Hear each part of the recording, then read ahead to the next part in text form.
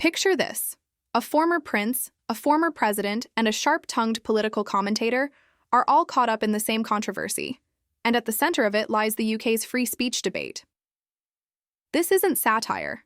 It's the strange reality, unfolding as Prince Harry becomes entangled in a global culture war. Figures like Donald Trump and Ben Shapiro have gone so far as to call for something extraordinary: Harry's deportation. Before dismissing this as absurd, it's worth understanding how the situation escalated. In the UK, a quiet but growing conflict over free expression has been simmering, now spilling onto the world stage. Arrests are no longer limited to serious crimes but are happening over social media posts.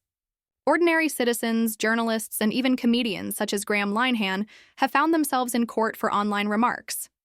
These aren't cases of traditional hate speech, but rather opinions that contradict progressive orthodoxy. Question gender, ideology, challenge official narratives, and you may find police at your door, sometimes armed. Donald Trump eventually weighed in, true to form.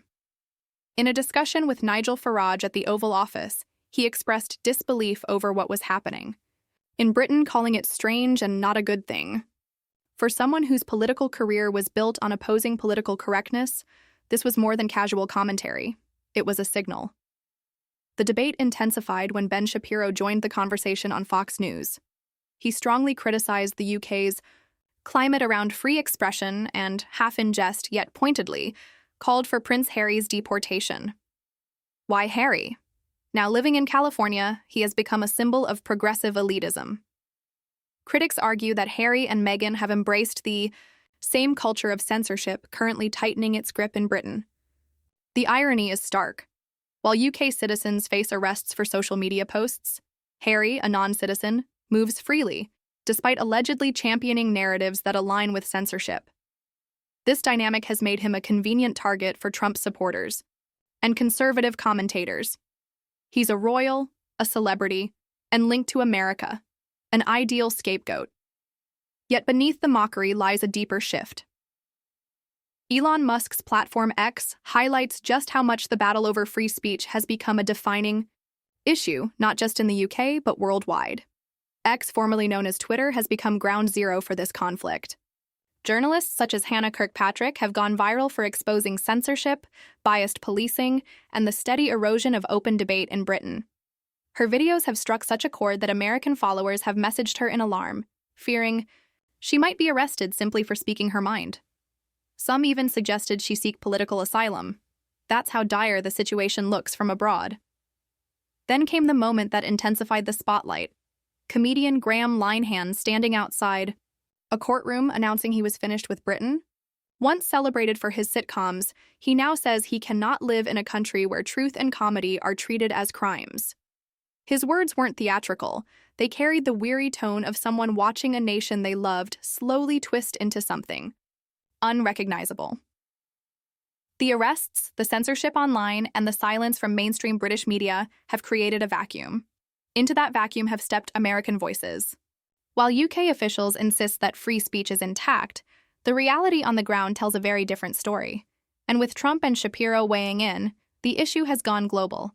Ben Shapiro, in particular, poured fuel on the fire. His jab, "We must deport Prince Harry," landed with just enough humor to make it laughable, but enough bite to resonate. He followed it up with an even sharper dig, mocking Meghan Markle's influence over Harry. The panel on Gutfeld erupted in laughter, but beneath the jokes was something real. Anger that figures like Harry, once symbols of tradition, now represent the very ideology accused of choking free expression across both the UK and the US. This outrage is not just about celebrities or ex-royals, it's about what they've come to symbolize. Trust in British institutions is collapsing. Police are accused of focusing more on online hate speech than on violent crime. Ordinary citizens are being confronted, at their homes, sometimes by armed officers, for expressing dissenting views online. Meanwhile, public figures who echo establishment talking points are rewarded with media platforms, interviews, and glossy magazine spreads. Nigel Farage, unsurprisingly, refused to remain silent. At a U.S. congressional hearing, he laid bare how Ordinary Britons are being punished simply for expressing opinions that challenge official narratives.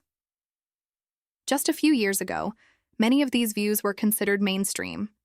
Farage spoke bluntly and unapologetically, and his words struck a chord, not only in the US but also in Britain, where countless people feel silenced. Polarizing as he may be, in that moment he gave voice to a growing number of citizens who feel ignored by their government and ridiculed by their media. Meanwhile, a troubling media blackout is unfolding. ITV, one of the UK's largest networks, completely ignored Graham Linehan's arrest. He was surrounded by police for expressing views the government clearly found uncomfortable, yet the mainstream press didn't bat an eye. Instead, independent voices, YouTubers, podcasters, and citizen journalists are stepping up to cover the stories that traditional outlets refuse to touch. And their influence is spreading, not just across Britain, but globally. Hannah Kirkpatrick is a prime example. A former Sky News journalist turned viral commentator, she has built a massive following by simply pointing out what mainstream media refuses to acknowledge. Her TikTok videos, often packed with humor and sarcasm, cut through the noise, but telling the truth in today's Britain comes at a cost. She admits that every time she posts, her inbox fills with warnings urging her to be careful. Some Americans even begged her not to return to the UK after a trip to Florida, fearing she could be arrested at the airport. She laughs at the idea, but beneath the humor lies genuine concern. Kirkpatrick has already faced penalties. She's been hit with community guideline strikes for quoting news articles, sometimes with screenshots of headlines visible in the background, and accused of spreading misinformation while citing verifiable facts. To get around censorship, she's begun framing her commentary as comedy skits. One of her most popular series is styled as a call center that hands out speech approvals, a satirical jab at the absurdity of needing permission just to share an opinion. Yet despite the pushback, resistance is growing. People are starting to ask uncomfortable but necessary questions. Why are comedians being arrested? Why are flags suddenly treated as dangerous? Why is holding an opinion considered criminal? And perhaps most telling of all, why is a former US president the loudest defender of British free speech, while elected leaders remain silent? Because right now, those in power aren't just downplaying the crisis. They're acting as if it doesn't exist. When 5 armed officers show up at someone's door over a tweet, this stops being politics. It starts looking like something out of a dystopian novel. A dystopian movie. That's exactly what it felt like for Sarah White. Her crime was hanging a flag. Nothing obscene, nothing threatening, nothing violent, just a simple patriotic gesture outside a public building. Yet within minutes, police were hauling her away in front of shocked bystanders. The footage quickly spread online, but mainstream outlets barely mentioned it, not because it lacked news value, but because it clashed with the official narrative. That's what makes this so chilling. It's not only about what is said, but who is allowed to say it. Right now in Britain, speech that doesn't align with the dominant ideology is silenced, censored, or outright criminalized. Politicians keep repeating polished talking points about protecting free expression, but their actions prove otherwise.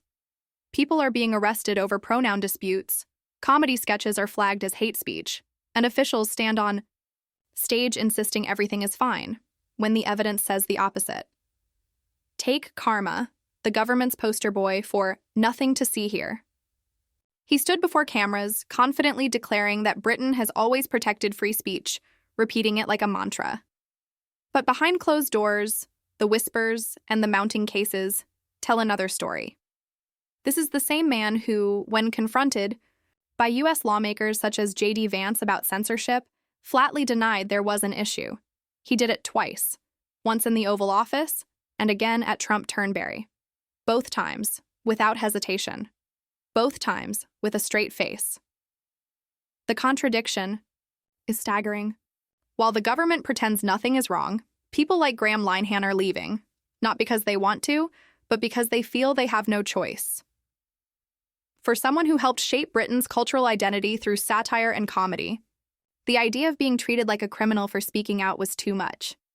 His decision to move to the US to write his next sitcom wasn't just a career move, it was an escape, and he's not alone. More and more Britons are half-jokingly suggesting the country should become America's 51st state.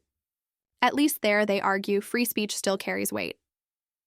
Under Hannah Kirkpatrick's latest viral video, one commenter summed it up.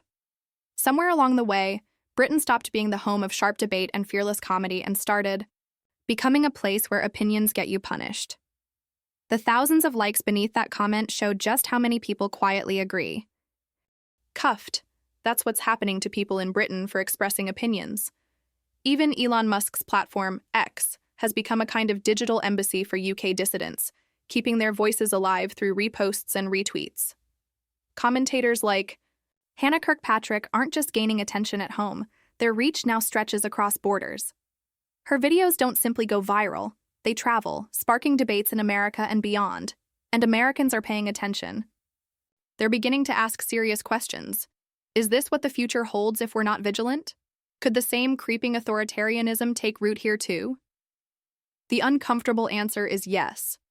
That's why Donald Trump's involvement in this debate isn't just political theater. It's a warning shot.